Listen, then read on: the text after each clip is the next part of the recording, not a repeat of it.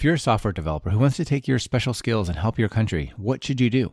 Join the military? That's a good option for some, but it might not be a good fit for you personally. In the United States, we have a very interesting civil option that's quite new, the United States Digital Service. This service was created by President Obama to fix broken government software systems, such as the rocky start to the healthcare system. Developers and designers can serve in this service for as little as 3 months or as long as 4 years, and they get paid roughly market rates. It's an interesting model indeed, and I'm excited to have David Holmes from the U.S. Digital Service here to talk about their projects and how they're using Python to make the government work for the people.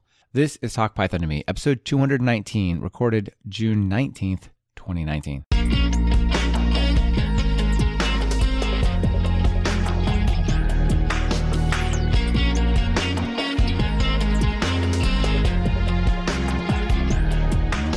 Welcome to Talk Python to Me, a weekly podcast on Python, the language, the libraries, the ecosystem, and the personalities.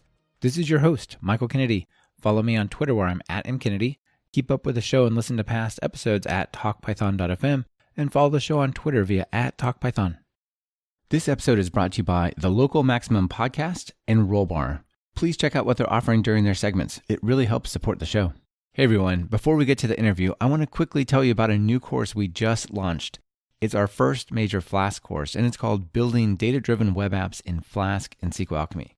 This one's a deep dive into Flask. We cover things like routing, models, templates, databases and migrations, and even deployment and security. And we do all of this in the context of building a clone of the pypi.org website. Check it out over at training.talkpython.fm. If you're not sure if you want to choose Flask just yet for your web app, then give our 100 Days of Web course a look. We cover many frameworks and programming models in 25 4-day projects, so you get a super wide view of what's out there. Then you could pick Flask or Django or Pyramid or something else. Thanks for checking it out. Now let's get to the interview. David, welcome to Talk Python to Me. Hey, Michael, I'm glad to be on it. Yeah, it's an honor to have you here. It sounds like you're doing some really cool stuff at a place that honestly wasn't on my radar until we started talking, but it's such a cool idea. So I'm really looking forward to talking about the United States Digital Service with you and this what all this is. But before we get into all that, of course, let's start with your story. How did you get into programming? How I got into programming. So when I was a kid, I had a computer that was left to me. It was the HP 6475Z. Remember the model name and everything. Wow. I would take that computer apart and put it back together. I had a zip drive, like a zip 100 megabyte drive, if you remember those. Yeah, was those the purple drives? Those big purple drives that were like weird, expensive discs? This one I had internal, which is like pretty cool, but it was like super used disc. It's like a floppy disk, like times 3. Yeah, it was like a hard drive that you could take out, sort of. It was weird. I remember those. But those were cool. Like, it was just 100 megabytes. Yeah, they were huge. I mean, 100 megabytes. Those are huge, right? Like, I could download that now in like 3 seconds, but it was a big deal then. At the time, it was like the best thing ever. And I would just take that computer apart, put it together nonstop. And then, like, once I kind of got bored of taking it apart and put it back together 100 times, I started reading online about this thing, Linux, and everybody's using it. And so I wanted to use it, but I had dial-up at the time. And so I had to like ask my grandma for some money for it. And she was just like, over the summer, she was just like, you're going to do a bunch of chores so you get $20 so that way I can order the CD. And it was Mandrake Linux. And I got that CD. And this is back when Linux did not have great drive support like it does now. I mean, it still could be a little bit better, but so I started having to like dig deep into like the C drivers and like edit it and like kind of like see if that worked because I wanted to get my internet working on Linux. That's right. Like maybe that zip drive doesn't have a driver, so you're out of luck or something weird like that, right? So as you know, Linux, they do a lot in Python. So that was just my default choice of writing like just scripts and things like that. And then so forth over time, I ended up learning PHP because I wanted to get more into web development and a lot of businesses use PHP. But for me, Python was always my go-to when I wanted to just do something like a quick script and stuff. And then I got into Node.js because it was like super simple to set up a server. Then like Flask came out for Python, so I started going back into Python. And yeah, from there, I've just been kind of using Python ever since for all my personal projects. Outside of like the here and there, of like I want to try something new thing. Like I have been working on a little bit of Golang and stuff, which is pretty cool. Yeah, that's cool. So did you go to college for this or are you pretty much self-taught? Pretty much self-taught. So I did go to college, but I went there for business and not really for programming. And then I switched to a computer science major, but then I realized that A lot of it was teaching me was Java and things like that. I wanted to do web development. So what I ended up doing was going to a ton of hackathons. Like I probably went to 20 plus hackathons over a year. Oh, wow. That's awesome. And just sort of working with people in the community. I was going like every weekend at one point. You're like, I got a hackathon problem. Yeah, at one point, yeah, it kind of felt like that. My girlfriend was not my wife at the time. I was just like, man, you're just constantly going to these things. And then from there, I started meeting people in the community. And from there, just started getting better at doing web development stuff. And I ended up getting my first job at an ad tech company in New York City. And that opened the doors up for me to then get into the tech industry more. Yeah, that's really cool. You know, I think that's interesting that you started out in business and you were kind of already doing programming and you tried your hand at the computer science degrees. I felt personally, at least at the time when I was in college, that the computer science degrees were interesting, but they were not really teaching you to build applications and websites in the sense that maybe you do as a professional developer. It was more like really theoretical stuff that, you know, probably is interesting, but how often you do like teach you how to build operating systems or like understand how like quicksort works and how to maybe create new algorithms and genetic algorithms and like all that stuff's super interesting, but it's not going to help me, you know, build like a scalable website per se, right? And that's kind of like after I did the business and the computer science courses, it's like, look, I'm making a ton of progress in the hackathon world. So I sort of dropped out of college and just started pursuing my career from there. Yeah, that's cool. I kind of did the same thing with grad school. I'm like, you know what? The stuff I'm doing on the side is way more productive than you. So I'm going to go do that. Yeah. You worked in New York. There's a lot of big time startups and tech companies in New York. And so that must have been a fun scene to be in, especially with all the hackathons right around there, right? Yeah. And then I guess from there, I went from my hackathon, addiction to sort of startup addiction. I just started working for tons of different startups. Cool. It was really fun. And the scene, like you said, there, it's like pretty amazing. For sure. That brings us to today and what you're doing today, which is interesting that, the US government doesn't sound very startup-like, but the United States Digital Service, which you have to tell us what that is, it's kind of got this sort of like stealth startup skunkworks mode within the government, right? Yep. We treat ourselves as like a startup within the government. And pretty much for those who don't know what U.S. Digital Service is, so basically we started in 2014 with healthcare.gov, if your listeners remember that, how bad it was and how much was on CNN and things like that.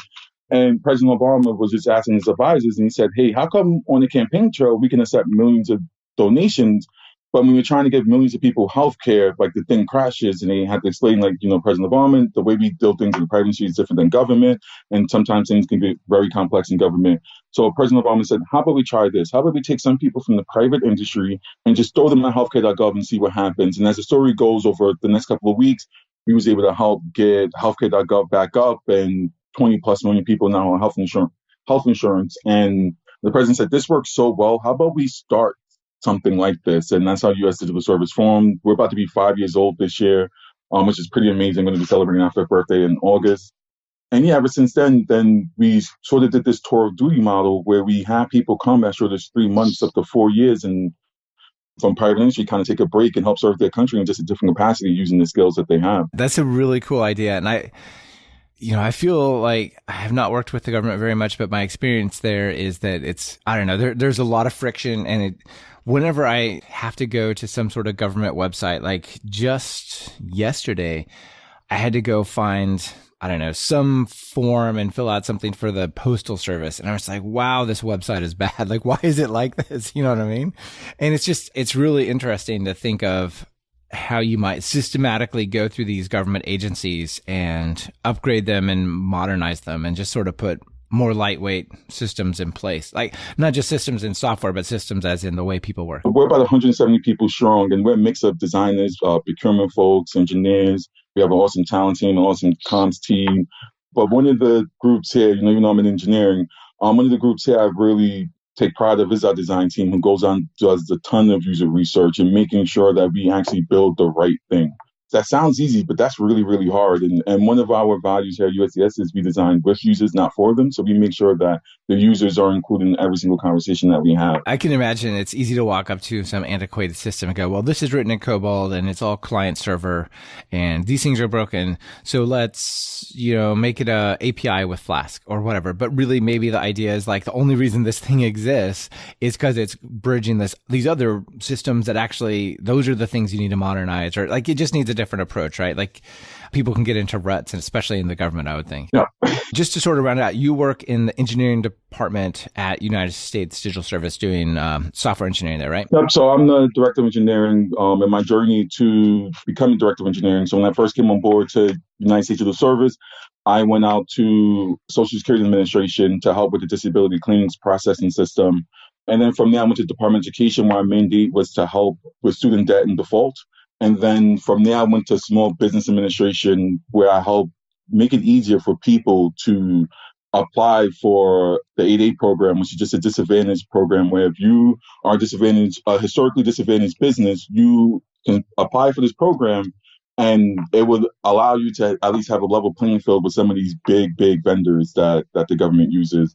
And Congress sets aside billions of dollars for this program. But one of the problems was because it was part paper and part digital, it would take people too long to figure out the process, and they would hire lawyers. And at the expense of the lawyers, it would turn out to be $30,000 just to hire the lawyers. It felt like this free form.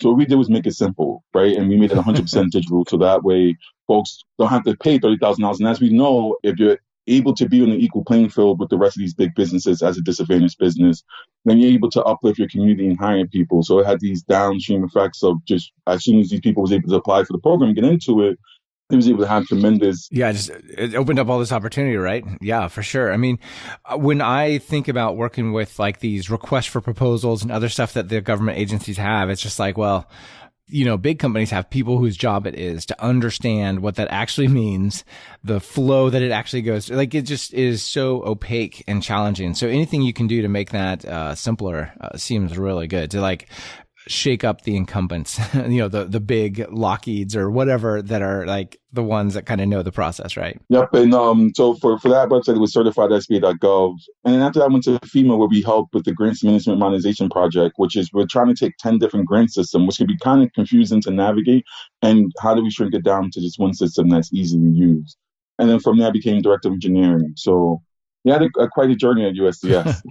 Lots of impact. That is quite a journey. Yeah. And one of the things I think is really interesting, like it's super fun to work at startups. You talked about that in your startup addiction for a while, which is super cool. And you have all this fun tech. But one of the challenges is, sometimes those startups, they don't really go very far, right? And you work really hard to build out some product and only a couple of people use it, right? Hopefully that's not the case. And if you're getting hired there, it may be well beyond that. Writing software is super fun, but if people don't use it or it doesn't have an impact, then it's a whole lot less fun than, what you had imagined. But I imagine working on things like FEMA is pretty gratifying, right? There's a hurricane, it wipes out, some region of the country. People are, they're like, it's an emergency, right? Federal emergency, whatever, right? So you're there to help. And I suspect that's pretty gratifying. It really is. Just all the different agencies that we worked on, this is really amazing that you can see the impact of it, and sometimes firsthand. And I think one of the things for me is, so because of our tour of duty models, I'm coming up on my 4th year. It's just like, what do I do next? Like there's tons of opportunity because we have tons of alumni, but it's like, where do I go next to find this impact that so used to happen? For sure. I can imagine, like, what am we going to build that's going to help 20 million people or something like that, right? So you mentioned this duty model, which I think is pretty interesting. Like a lot of countries have like a civil service or even military service that is mandatory, right? Germany has it, Israel has it, Turkey has it. The US doesn't really have something like that. And like say in Germany, there's the military, you could go into the military, or you can go into like a civil service and say drive an ambulance or be an EMT or something to this effect, right? So in the US, we don't really have that. We have the military, but it's, volunteer only. I don't know much else beyond that. Maybe Peace Corps, but that's not a US thing. So this duty model, I think, is pretty interesting. You want to tell us about it? Yeah, so you can come out short as 3 months up to 4 years. So, maybe you want to take a break at, your regular day job and just help, create impact at the federal level in the government. Maybe you see something in the news that really inspires you and you're like, hey, where can I go to go help with something just for a short time, right? Because, maybe you don't want to move from San Francisco or Seattle to DC. And you just come in for a short time. So we have an engineer right now that's coming just for 3 months and it's having tons of impact right now at the particular agency that they are at. And it came for 3 months because they have a perfect school and their child out where they live in Michigan. And they're like, they didn't want to leave their child for, to come to DC and their friends and things like that. But it's summer vacation now. So they was able to, take a 3 month sabbatical and come help in just a different way. And the kids get to come enjoy some of the DC weather and all the free museums that we have and all those things. So I think that's really amazing that we could do that. And you could just stay up to 4 years and just have tons of impact at different places. And that's what I love about the tour of duty model that we have here, because then what it enables is people who maybe wouldn't want to be permanent federal employees to come in and actually help the federal government in many different ways. But it also allows for folks to have that impact that they maybe not would have had before. Right. Maybe you're like a super good developer at some tech company in San Francisco or Portland or whatever, and you see, kind of what I described, like, whoa, this stuff is messed up. I could probably really improve this if I just worked on this for 3 or 4 weeks, right? We could really help this process or whatever, right? But you don't necessarily want to, say, leave the West Coast, drop out of your tech position and say, I'm just going to become a government employee. Like that's great. Some people want that, but a lot of people, I can see that as like, that's just a deal breaker for me, right? But the fact that you could drop in for, say, a summer and come work on something like that actually sounds super cool to me. One of the things that's amazing and like why I love our tour duty model again is because you can come in and actually bring in new stuff in the private industry. So sometimes you find that people in government who work there 20 plus years, they know what they only know. And, maybe it's COBOL, maybe it's mainframes. And it's great that we can have this constant revolving door of just new people, new ideas, fresh ideas. Because as we know, tech industry is changing every year, right? And we can have these new folks come in and actually question the status quo and say like, okay, this should be better. And in the private industry, this is what we do today. And some folks are just increasingly questioning impact at tech companies. And we have just a clear approach where anything you do in the federal government, you have a chance to impact millions and millions of people to make their lives a little bit easier and better. This portion of Talk Python to Me is brought to you by the Local Maximum podcast. The Local Maximum is dedicated to examining emerging technology, software, and social trends through the perspective of machine learning engineer Max Sklar and his guests. Max talks to creative engineers and entrepreneurs about building products in emerging technology. The Local Maximum takes concepts from the machine learning and data science world and applies them to current events and everyday life. The show speaks specifically to people working in the software industry and challenges you to think critically about the projects you work on and the teams you join, as well as practical advice for growing your career. That's why engineers and product developers are tuning in to the Local Maximum, and you can get it anywhere you listen to podcasts or just visit talkpython.fm/max. And if I can recommend an episode, you should check out number 73. That's interesting. Maybe we could dig into that for a second. Like, I would say, you talked about taking this computer apart and getting the zip drive and just all the early days. And I felt like in the early days, just technology was just clearly a good, right? It was going to connect people. It was going to empower people who maybe didn't, live in a big city, or there's just so many cool things that it made possible, right? Like the first time I used Shazam, right? My mind was just blown, right? Like it knows what song is playing. It's like magic in my hand, right? But I feel like it's a bit of more of a mixed bag these days. Yeah, and like a huge thing is, data and privacy and like, why are we building this? And one of the things in government is like, we are privacy by default. So everywhere you'll see signs like PII, don't do PII. And like, that's a huge thing in government to make sure that privacy is enabled. And that's one thing I didn't understand when I came into government originally. I thought that like the IRS talks to everybody, right? I just assumed every federal agency had my tax information and could just easily get it. And like, no, that's right. not the case. The DMV knows, they know. Yeah, they just know me. I'm like, at the episode 86, and I was like, don't you have all this information on me? And the reality is, no, the government's pretty siloed because the government by default tries to be as privacy concerned as possible. So, for example, in the IRS, they have a law called 6103 where where people just can't get access to your tax returns. And Yeah. that's a good thing. For me, that's like a huge benefit. And like even in my personal life, I'm super privacy concerned. So I don't like using social media, or I don't have social media because like I care about my privacy a lot. And like it's interesting, when I came into government, I just assumed everything was open to federal employees, and that's just not true. That's pretty interesting. So a few more questions on the duty model. Like, do you guys, you talked about this person come from Michigan, people come from the tech industry. It sounds like these are paid positions that people can come and take. They can take them for 3 months, but they could also take them for 4 years. One, is that right? Are these regular paid jobs with all the benefits, or do you guys accept interns? What experience do you have to have? Like, can you come in as like, hey, I took a boot camp, I know some stuff, but I'm not really quite that great yet, but I'd love to be part of this. Like, what's the spectrum look like there? So we tried to do mid-level career folks, just as looking at in between, just because they come with that experience. They could sit in the room with like a secretary and folks like that. But we do hire like exceptional engineers who are young. But the salaries are competitive. It is a federal job, and you do get paid for it. You can't work for the government for free. And it maxes out at a GS-15 Step 10, which is about $164,000 a year. So that's pretty competitive in industry, I see. The only thing is you get really, really good benefits, but you don't get the stock options that you may get in the startup. That could be good, or that might, that might just go to zero, right? Like, you might pay taxes on it and then it goes to zero, right? It might even be worse than zero. I think that's interesting, right? Like, obviously you don't get the equity.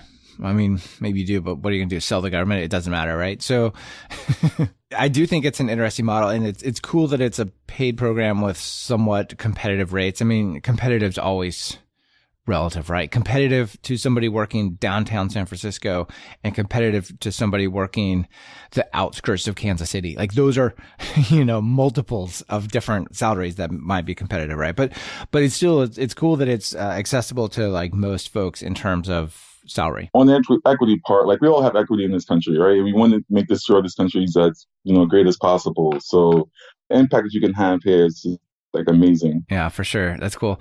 One of the things I think that is cool about places like Stanford and Harvard and some of these high-end education places is not so much what you learn, right? Like, you and I are both significantly self-taught in programming, and I feel like we could probably, hang with a lot of those folks. But what's really interesting is the connections you make and sort of the groups you get to run in and so on. I feel like there might be something kind of like this here. Do you feel like there's a lot of, you talked about alumni and stuff, a lot of interesting connections or even companies that get started after these tours of duty? Definitely before USCS, like I feel like I can run with the best of them. But now I feel like after USCS, I'm going to have tons of connections and networks. So because we hire people from all places around the country and from all different types of companies, from big, huge ones from Google to small startups. And some folks go back into the company that they came from originally because they just did a short tour duty model.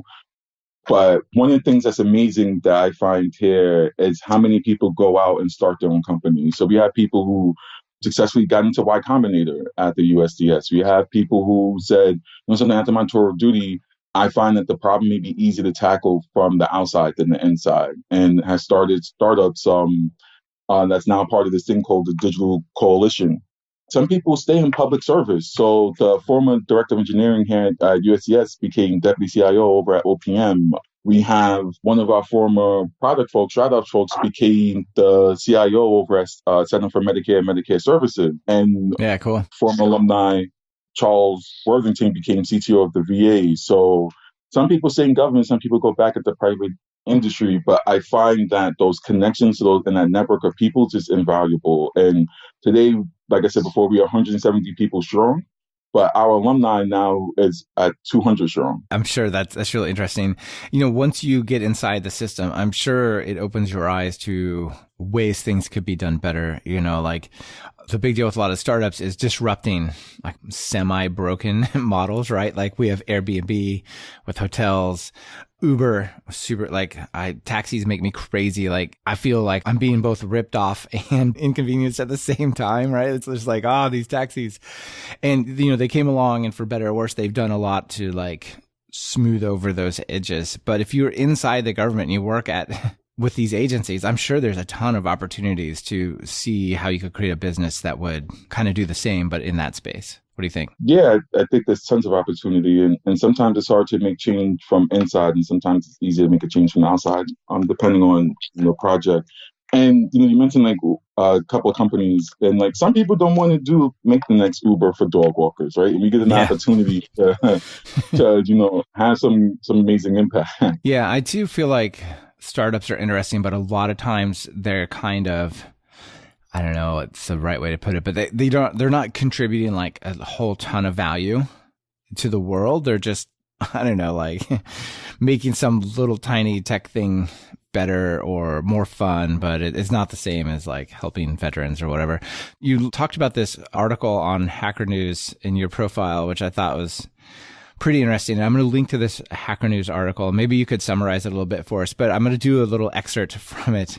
So talking about like what the USDS is trying to solve and some of these tech problems that people run into. So one of the commenters on here said, yeah, my friend described a process in one government department where digital documents were received, they were printed, and then they're physically mailed to some back office site and then manually entered into a system by typing.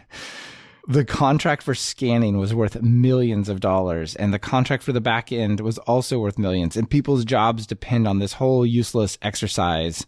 But the reason it was super hard to reform, because like, why would that company that has this whole business of people like entering stuff want to just make it an API that's like, 1/1000th of revenue or whatever, right?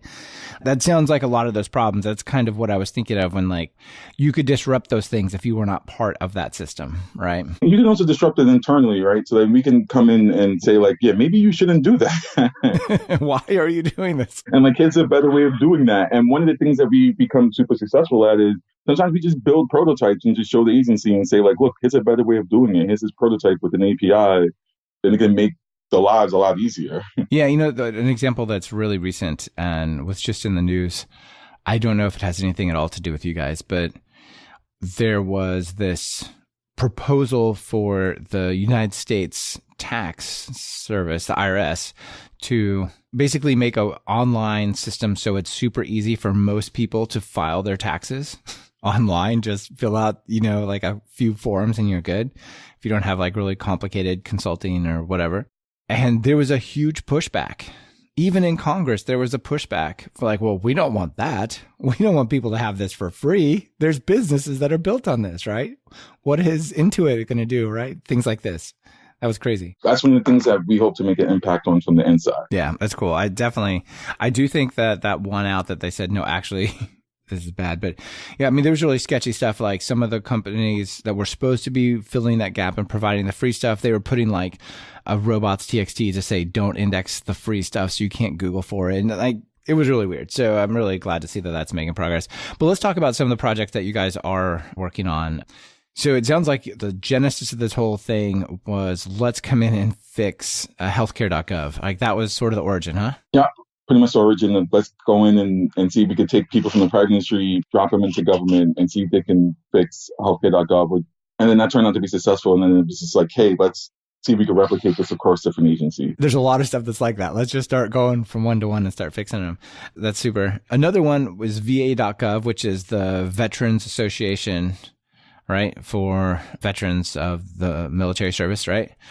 That involved a lot of Python fixing it up, right? Tell us about that one. Tech stack for that is Ruby on Rails, but a lot of like the DevOps scripts involve Python. Okay. Yeah, not so much Python. One of the things that we found when we go to these different agencies is they already have a team established, and we like to try to use the tools that they're familiar with. So like in my personal capacity, I love Python, and in a different agency, they may be a Ruby on Rails shop or a Java shop, or even in some cases a COBOL shop. And it just makes sense to try and work with what they currently are using. So that way we don't have to rebuild everything from scratch. And on top of that, train all the engineers on this new thing. This portion of Talk Python to Me is brought to you by Rollbar. Got a question for you. Have you been outsourcing your bug discovery to your users? Have you been making them send you bug reports? There's two problems with that. You can't discover all the bugs this way. And some users don't bother reporting bugs at all. They just leave, sometimes forever. The best software teams practice proactive error monitoring. They detect all the errors in their production apps and services in real time and debug important errors in minutes or hours, sometimes before users even notice. Teams from companies like Twilio, Instacart, and Circle CI use Rollbar to do this. With Rollbar, you get a real-time feed of all the errors so you know exactly what's broken in production. And Rollbar automatically collects all the relevant data and metadata you need to debug the errors so you don't have to sift through logs. If you aren't using Rollbar yet, they have a special offer for you, and it's really awesome. Sign up and install Rollbar at talkpython.fm/rollbar, and Rollbar will send you a $100 gift card to use at the Open Collective, where you can donate to any of the 900 plus projects listed under the Open Source Collective or to the Women Who Code organization. Get notified of errors in real time and make a difference in open source. Visit talkpython.fm/rollbar today. That makes a lot of sense, because you don't want to just go in there and say, well, we're throwing out all your code. Here's a bunch of Python. And yeah, I know you know Java, but too bad, Python. And now then leave, right? And say, now go be productive, right? So it's not really exactly what the mission is, yeah? Yeah. So we just try and work with our stakeholders and our partners on what's the best solution for not just them, but also for the American people. Yeah. So it sounds like part of that project was this wait times API to like help build systems around understanding if you can go see a doctor or something like that. Is that right? One of the things is developers.va.gov, where there was a lot of work that we helped with. They're just setting up APIs and making sure that the people on the ground can deploy these APIs in an efficient way. And one of them is the wait time one. So you can actually build an app right now. You get an API key to help veterans figure out the wait times. I think it even goes down into details of like wait times for what specific like doctor you're looking for too. And then you can pick the best API around you. Yeah, cool. So yeah, there's even a developer.va.gov. And that's pretty cool, the whole API platform and stuff. Nice. Another one was Medicare and Medicaid. Oh, so you're talking about the Blue Button API. Yeah, that's pretty cool. So one of the things we found out is that folks don't go to government sites for everything, right? And doctors want to use the software that they use normally for the rest of the patient. So what we did was build this API that allows, and in just a secure way, people can verify their identity, and just a secure way, give those healthcare records to the doctors in the systems that works best for them. And that's a huge thing because Medicare and Medicaid has 57 million beneficiaries within it. So now these beneficiaries can be able to transfer their health records to the doctors using this API, which is really, really cool. Yeah, that's a huge part of of the economy, but also people's lives, right? On the website, it says there was 8 million lines of COBOL, and this part blows my mind, 2.5 million lines of assembly code. Like, that's crazy. These are some systems that haven't been updated in 60, 70 years. So we kind of come in, and it's interesting because particularly for this project, we had an engineer buy a COBOL book, right? And learn COBOL and try to learn COBOL so they can help out with this project. And now, like I was talking to them before they left the tour. They was like, yeah, I know you didn't expect to come here to do COBOL, but you left now knowing COBOL, and you can put it on your resume. How many places could you go to where you could do that? You can get COBOL experience. Yeah, that's pretty wild. Like, I doubt I doubt many people want to work in COBOL, especially from, scratch these days. But there's got to be a huge opportunity to know COBOL and modern stuff and be part of that transition. Huge opportunity. Like, for me, for example, I didn't even know they still wrote books about COBOL, right? I'm just like, where do you even find one at? Like, did you go to your local libraries and on Amazon? But yeah, huge. If you could just come in and even just, pick up COBOL just to help modernize something. So one thing I find that's really cool that we're doing at CMS and HHS is right now there's a Medicare payment processing system. That's all written in COBOL for the most part. And they want to modernize it, and they tried modernizing it for multiple times. So we went in there and we said, how about we just take a piece of it, just a small piece of what this mainframe COBOL app does, and let's put that in the cloud and let's see how that works. And we've been really, really successful in that. And now Health and Human Services can see that, okay, you can just take a piece, you can kind of do it piecemeal. So eventually we're going to get to a point where in a few years, we're going to be off of the mainframe, off of COBOL, and have all of that entirely into the cloud. I mean, that's why we still have COBOL and these mainframes running 2.5 million lines of assembly, is because people just say we have to flip the switch. And what happens when you flip the switch? And just, they've been built up and layered on top of, change after change for 50 years. Like, how hard is that to recreate from scratch? Right? It's got to be tough. Yeah, super tough. And it's a huge program, right? And a lot of people depend on this. And we're worried that a couple of things, right? That there won't be enough COBOL developers to help maintain this because healthcare laws change every single year.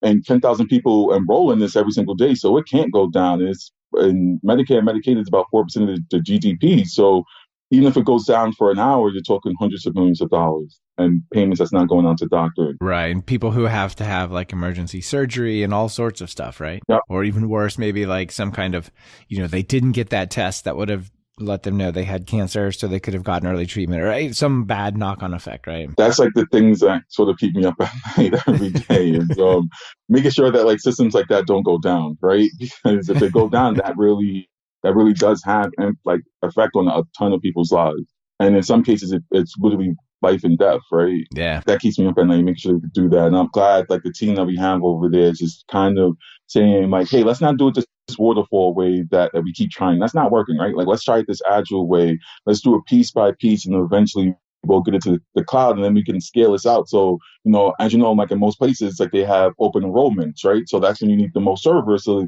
then we can scale that up when we need the most servers and scale it down as needed and be cost effective, but also be able to help folks in need at the time of them being in need. Yeah, absolutely. Well, and also just hire people.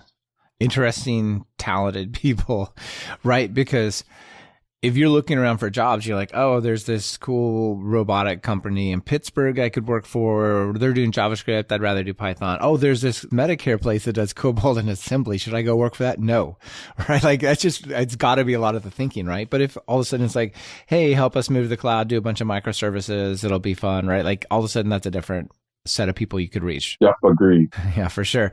So no understatement, right? So other project that looked cool was the College Scorecard. Tell us about that. This was a project that we did at Department of Education. This is part of the mandate of how do we get students out of debt and default. And one of the things that we found is several things, right? That a lot of people don't even apply for FAFSA for financial aid because they just assume they won't get it. So we built this to like say like, hey, no, actually on average, based upon a range of your family's income, for this particular school, you can get financial aid. And another thing that we realized was that some people go into debt default because they don't realize how much the college or the program would cost. So one of the things that we worked with the College Scorecard was making sure that not only do we tell you how much on average a 4-year degree or a 2-year degree at that school will cost, but also what is the average amount of debt people would have in that school, and what is the average monthly payment for that school, and how much people on average make after that school. And I think that goes a long way to helping you pick the right college for you that can keep you out of debt. Because some people are in hundreds of thousands of dollars worth of student loan debt. And if they would have just known that before they picked the school or the program and how much money they would make after that, they probably would make I wouldn't say a different decision, but at least they would have a more informed decision into their process. But one of the cool things that we learned on that project was people usually don't go to government websites for things like I was saying before. And so we said, how about we take that data and make it open? Right, and allow where people are actually going to learn about the colleges, allow them to have access to this data that the Department of Education has, and they can display it for the students. So when the students are searching for the perfect college, they can go to the sites that they used to go to find that information. And what's cool about that is Google saw that and now incorporates College Scorecard data into their search results on the side or if you're on mobile on the top, where if you type in like Harvard University or something, it'll pull up those same things of how much the average tuition is, what is the graduation rate, and the acceptance rates for the school, and all that's using College Scorecard data. Oh, that's super cool. It was really clearly presented to you as a 16-year-old student thinking about which college you're going to pick, 16, 17-year-old. It says, look, you could apply to this out-of-state school that sounds really awesome, and you could get this degree, and your average income would be, I don't know, let's say $70,000. And your debt will be $200,000, and it'll take you this long to pay that off if you can save this much. Or if you went to your state school, yeah, you only make $65,000, but your debt will be $5,000. Something like that, right? That might be, really worth considering, right? Like if it was really clearly laid out, I feel a lot of people just, they chase their dreams and pursue their passions. And of course you go to the better school. Well, is it defined better, right? Like academically maybe, but is $250,000 a debt? Like I was at a restaurant here in Oregon, and a waitress, it was summertime. She was home back from college. She was like a senior in college. She was talking to me and said, person next to me, I started talking to her about her school and what she was studying. And I don't know, she was just oversharing, I guess, or frustrated, needed to let some steam off. But she's like, yeah, I'm studying, I'm going to become a music teacher. I'm at this, like, one of the elite music schools in Seattle, and it's just home for the summer. It's really great. I'm almost got my degree, almost going to be a music teacher next year. It's going to be so fun. Only downside is I have $250,000 in student debt. And I thought, like, how does it make any sense if you want to be a music teacher, like a middle school or high school, to have that much debt, right? But I think some data would be great. That was like one of the things that we focused on for the first part of that mandate of just how do we help students get a debt in default, which was let's try preventing people from getting into default to begin with. But then we also said, okay, how do we help the people that's currently in debt and default? And one of the things we came up with was Wizard that you can go to if you go to studentloans.gov, and it's right there on the hero page. It's just find out your repayment options. And from that, you can answer some simple questions, right? Like, do you have a federally backed loan, and are you in default, and things like that. And then depending on how you answer these questions, we can actually have multiple different programs that you qualify for. So one of them is a program called income-driven repayment, which just pays a percentage of your salary every single month to paying your student loans down instead of the standard 10-year plan that you're normally put into 6 months after your grace period of you graduating college. So basically 6 months after, if you don't have like the perfect job for you, then you may, if someone has $250,000 in student loan debt, they may end up having to pay, $2,500 a month. And that's not easy for everybody. So now you can just pay it based upon your income. One of the greatest parts about that particular project was that, so like most people have student loan debt, my sister had student loan debt. And I was just talking to her at a bar, like after I moved down to DC and we worked on this project, we launched it. The former President Obama announced it, which was really cool. I was just talking to her about it. And she said, yeah, she's trying to figure out like how to get out of debt. Student loan debt. So I said, hey, have you heard of studentloans.gov/repay? Like this project that I worked on. And then we went through it and I found out that she was in default of her student loans, and she qualified for a thing called loan rehabilitation, which is you make 9 payments, you make them once a month, for 9 months, and it could be as little as $5 a month. And what was really cool about that was, so she did that, and then she was able to fix her credit, because once you get out of that program, the Department of Education will go back in your credit and say you was out of default and you was never in default and you paid this entire time. Oh, nice. And that's awesome. For some people, like if your student loan started 3 years ago and it goes back 3 years, like your credit goes up, right? And for my sister, her credit went up. And after that, she was able to buy a car because her credit was able to go up. She can get a loan for a car. And then was able to find a better job because she could travel further and not have to take in New York City, our transportation is pretty cool where I'm originally from, but it could take a while. So she had a car, now she was able to travel further. And she also put my niece in like basketball programs that she wouldn't have probably put her in otherwise if she didn't have a car. And all this because of this. So it was like really interesting to me that I was able to see like the effect of a project that we did just up front and personal and up close. That's cool. And that's part of that helping people in effect you talked about, right? Yeah. It's wild how personal it was though, right? That it's your sister. Yeah, it is. That showed me instantly like the just amount of impact I can have. So we do a lot of user research here and we talk to people before and after we launch something. But just like seeing my sister and just seeing like the actual effects of it, because like it took a while, right? She had to do the 9 payments over 9 months and things like that. But then able to see that long-term, progress and success is just like really amazing. That's a super cool story. So in all these projects and just the philosophy at the USDS in general, what's the story with open source? Like, is it something you strongly push? Is it just something you use when it makes sense? Or how do you guys think about open source there? And we try to open source as much as possible. So like VA, if you go to the GitHub, they open source as much as possible. Our current website is open source. We try to open source as much as possible. One of the hard parts is like sometimes you go in and we find out that the problem isn't just the front end of the website, the problem's the back end, right? That's what takes a while. It takes adjudicating. So we built those back end systems to help people get through these processes a lot faster. And that's sometimes hard to open source because it connects to like private databases and things like that. Sure. And it's just so tied up with all the specific details. Like it's not reusable, right? Overall, the government policy for all agencies is to open source at least 20% of their code. Oh, interesting. That's cool. Yeah. Do you guys maintain any PyPI packages? Can I pip install something from USDS? Not yet, but we're working on it. Maybe that's something we'll double down on. But you could go to like code.gov, which is just a repository of all the open source code that the government has, or code.mil, which is a repository of all the open sources the military has. So So there are some potential projects. Yeah, that's cool. Well, and maybe like something someone could do if they came for 3 months would be to take those things and make them a little more standalone, like get there and read the docs, right? Like make it sort of more developer discoverable or something. I don't know. Like that sounds like a cool project, actually. Yeah, if your listeners are listening, or if you want to come up with that, like more than happy. Yeah, that'd be But we do solid. have a open source US form system that has been forked by the Austin digital government digital service out there. And basically what this project is, one thing we realize is government has tons and tons of forms.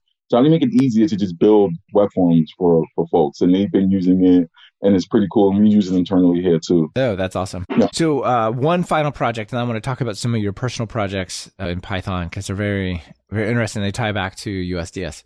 So the final one that's listed, not the final one, but the final one I'm going to talk about listed on USDS.gov is Hack the Pentagon. So we all saw War Games, and that was that the Pentagon? I think it was, right? They were, Matthew Broderick hacked with like a 300 baud modem, got in a bunch of trouble, almost started a nuclear war, right? Typically hacking the Pentagon is referred to as a bad thing. You shouldn't do it, but somehow you guys like sponsored this thing or encouraged people to hack the Pentagon. What's up with that? That was extremely, it's especially because of the name, when you go to the Secretary of Defense and say, hey, we want to start a program called Hack the Pentagon. You could like see, like you can imagine the eyes widen of just like, hack the Pentagon. Like, no. How hard do we work to make that not happen? Yeah, they said like not to do it. So we did it, right? They said like, we can't have this. So he was just like, we're going to do it. Because part of our thing is like, we empower and hire great people, and we can come in and talk to the Secretary of Defense about it. So after we just explained to them that bug bounties is not new, right? Netscape did it in 1995, and a whole ton of companies do it. And it's actually would help make you more secure because now people aren't selling these hacks on the black market, right? They can actually report them to you and you can fix them.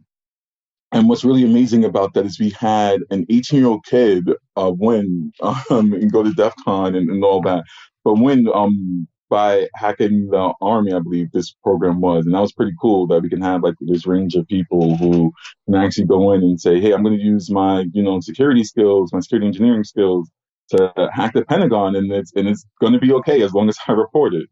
And that program has been super successful. So we started with Hack the Pentagon. Now we have Hack the Army, Hack the Air Force, Hack the Marines, and and we're doing it like every year. So it's pretty cool to see that at first they was like hesitant to say, let's do a program called Hack the Pentagon. But then they saw how extremely useful it was and is now expanding into the rest of the military branches. Yeah, that's cool. The stats you guys have here, like 15 bug bounties are held, over 600 hackers participated in it, and over 7,000 vulnerabilities discovered and presumably closed. Yeah, they definitely closed. That's cool. But yeah, that's one of the funner ones. Yeah, that's really cool. So a lot of neat projects there. So one of the things we were talking earlier that you said doesn't work so well in government are some of these newer modern communication platforms, things like Slack and other stuff. And it's not just that people resist it, but there's rules about like retaining all the records as just record keeping in case anybody wants to know what the government's up to and things like that, right? I take a ton of things I got in private industry, especially startups, for granted. As soon as I came into government, I was just like, yeah, you guys just don't have G Suite. And it was like, no. I miss my Gmail. So one of the things we worked hard on for 4 years to get this was Slack, because in private industry, it's just really easy, and Slack makes things very, very easy to communicate with everybody. But one of the problems that they was having with us having Slack was, well, how do you handle records? And the reason why that's important is because of the Presidential Records Act and the Federal Records Act, which basically states that, all records have to be kept and maintained and also foilable and discoverable. So one of the things that we said was, okay, well, how about we just scrape all of the Slack channels and put them into a .eml file, and then from that .eml, we'll import that into Exchange, so that way it's all discoverable and searchable, and people can read it in just a human-friendly way, right? All the Slack records. And all of that is built in Python. And we're hoping to open source that soon, so that way more government agencies can use Slack. Because one thing I find that is super useful and how like our communications changed once we got Slack was, instead of having three or four going back and forth emails, and then like 2 1 hour long meetings. Like this thing could get solved in 30 seconds in the Slack channel. Right. We're able to make decisions a lot quicker because we have Slack. And one of like my small side projects is like, how do we expand this to the rest of government? And I'm hoping to look forward to do that before the end of the year so that we will have guidance on how you can not only implement Slack into your agency and some of the benefits, but also how do you handle some of these difficult things like records management. Yeah, that's really cool. That probably would be valuable for even outside the government, right? Certain large companies or something like that who are afraid of the transient nature of Slack and things like this. And Slack has something really cool on Enterprise Grid where you can encrypt all your conversations so only you have access to it. And that was something really important to the government too. So that Slack doesn't actually can't read all of our messages or anything like that because all the messages are encrypted and decrypted at rest. Yeah, that makes a lot of sense. Cool. So yeah, I suspect one of the challenges with this is like even just telling other government agencies this is a thing that now works, right? Like just communicating within the giant thing that is the government. It can't be that easy. It is not. But because we have teams at a lot of different agencies and we have, partners and stakeholders at a lot of different agencies, we're hoping that once we can provide this guidance that we can just share it with that broader community. For sure. You could also go on a podcast and tell people about it that way. I could definitely do that. Right on. So another thing, this is a really interesting personal story for you, but it's something I think that will be quite valuable to a lot of folks, is this project that you did for... Is it your son or daughter? My son. Yeah, this is called School Diversity Report. When you started the USDS, you had to move from New York City to DC. And with kids, that's always it's like half the hassle of moving is figure out where the kids go to school, who's going to take care of them, what do they do? Like, there's just so much stuff, right? Yeah. And one of the things, so my son was 2, I believe, when we moved down there, 2 turning 3. And so we had to start preparing that, like, okay, we're here long term, where does he go to school? And I was at the Department of Education, and we helped them with this thing called civil rights data collection, where basically the Department of Education goes out to all these different schools with a survey and says, like, okay, break down a lot of your student enrollment by gender or race, ethnicity, and like a whole bunch of other different things. And schools answer back. So it's a thing that happens every 2 years, and it's going to release this data, and they asked us for our opinion. They wanted an API for this. And we said, well, if it's only once every 2 years, you don't need to pay a vendor millions of dollars to do an API. Just release it as a CSV, because most people are going to use Python to view the CSV, or like R or Rlang or something. Right. We have pandas. That's all they need. To go through it. So just release it as a CSV. And that's what they did. And they gave us a heads up. And I was like, oh, awesome. That because I worked at USDS, I was able to even know about this data set that was coming down the pipeline. And then it made me think like, hey, I can actually use this to find the school for my son, since my wife and I was looking for a while. And then from that, my wife and I came up with this like a list of things that was really important to us. And one of the things that was important to us, looking at the data sets and all the data elements that they had, was making sure that my son had equal opportunities as everybody else in that school for things like gifted programs, making sure that it was a diverse school, that was a broad mix of diversity in his school, and making sure that like suspicion rates for Black and brown people wasn't overly high compared to the actual population that was in the school. And we want to compare that against all the different ethnicities that the CRDC had, and just making sure that not only for gifted programs, for example, that it wasn't just Black and brown kids have more of a chance of getting into these gifted programs. We went in a school that was super diverse, and that everybody had an equal chance to get into these gifted programs. Because one thing we didn't want was, in the case that if my son did get accepted to a gifted program, that like his other friends wouldn't, because like the statistics show that they probably won't be allowed. And we found this perfect school that was pretty much equal all around and super great for my son. And that was how we came up with School Diversity Report. And what was really cool about that was, so I presented that as staff, because I did it over like a couple of days as like a 20% project here at USDS. Presented that as staff, showcased everybody loved it. And then from there, I actually ended up meeting the former Deputy Secretary of Education, James Cole, to just kind of present him with data and say, like, this is why data is important. And people like me can actually use this data to make cool tools that other people can use and can help make good decisions. And one of the proudest things that, why I feel like this was super successful was, so a couple of weeks ago, my son gets a letter from school saying he's been put into the advanced reading program at his school. And I'm just really super excited about that. And my wife works really, really hard making sure he can read and all of that. And He's 6 years old. He reads all my text messages, which is like a consequence of like making sure he can read everything. And he's just like, Daddy, like, what about this? I'm like, stop reading my text messages. Daddy, I know what your login password is. Yeah, he does. He does. And he'll like wake me up. He says, I know your password. I'm like, wait, what? It was really cool that he was getting able to accept this. So one of the things I did when I originally built it, I built it in Node.js back in 2016. It was Node.js, Postgres, and all these things on my local computer because hosting something on EC2 and RDS can get a little expensive sometimes for like a side project. So this year I kind of went to see, since he got into that advanced reading program, like, all right, now that this data has been updated, what are the stats now? And still pretty equal in this school, which is really, really good. But then I ended up saying like, okay, well, how can I release this to the public, right? And one of the ways I did that was saying like, okay, well, for how I'm doing this is pretty much a key value search, right? This doesn't need to have servers at all in it. So I just use Python to kind of take the CSV and go line by line and export the CSV to JSON files by zip code and school ID numbers. So that way now it's all completely serverless, right? Like now it's on S3 and CloudFront, and I don't have to actually worry. And for all your listeners, if you want to go to the site, schooldiversityreport.com, and it should be able to scale. Maybe we'll test out Amazon's scalability. But yeah, I'm really happy about that project and how for me, like, I was able to even have that conversation with the Dep Secretary and say, like, this is why you should have open data and within your agency, because it's like really important for us to have all that information as well. Yeah, it's a super cool project. It's also beautiful, which I thought was really nice looking at. Like, this is a really slick little website. There's interesting insights in there, and like you said, it's fast. And yeah, I'll link to it in the show notes. So if people want to check out their local schools or where they may be moving, then they can definitely use this. That's great. Yeah.